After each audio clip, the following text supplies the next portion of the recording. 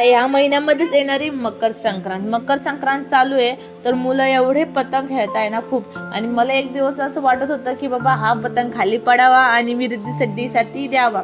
पण आज काय झालं, सकाळी 12 वाजता मुलं पतंग खेळत होते आणि हा कटला पतंग आणि तो आमच्या गल्लीतच येऊन पडला. आणि रिद्धी सिद्धींना खूपच दिवसात चालू होतं, मम्मी हा एक झाडाला लटकलेला पतंग होता की मम्मी मला तो पतंग दे तोडून. मग मी काय केलं, आणि आज कसं काय आलो, ती पतंग आमच्या गल्ली समोरच पडला. मग मी तो पतंग घेतला, रिद्धी सिद्धी खुश झाल्या.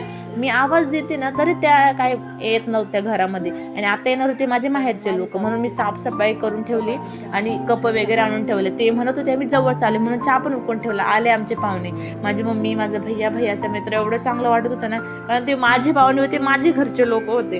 आणि असं वाटत होतं काय करून काय नाही. हा बाजूचा माझा छोटासा भासा एवढा छान आहे ना, आम्हाला त्याला बघितल्याशिवाय करमतच नाही. आणि एवढा गोड आहे ना तो, लाईक खूपच छान आहे. आणि तेच त्याला बघितलं तर हसू येतं. आणि माझं माहेर आलं होतं ना, असं वाटतं हा क्षण इथंच थांबून घ्यावा आणि इथंच हाच राहावा. आणि मग माझं जेव्हा पण आला कधीच रिकाम्या हाताने येत नाही. त्यांनी बिस्किट आणले रिद्धी सिद्धींना. मग एक मावशी टाईट विकत होत्या, मग मी बाहेर गेले तर मी ते टाईट घेतलं. म्हटलं बघूया आपण 25लाच होतं तर कसं आहे कसं नाही. हा झाला माझा मिनी व्लॉग. माझ्या चॅनलला सबस्क्राईब करा.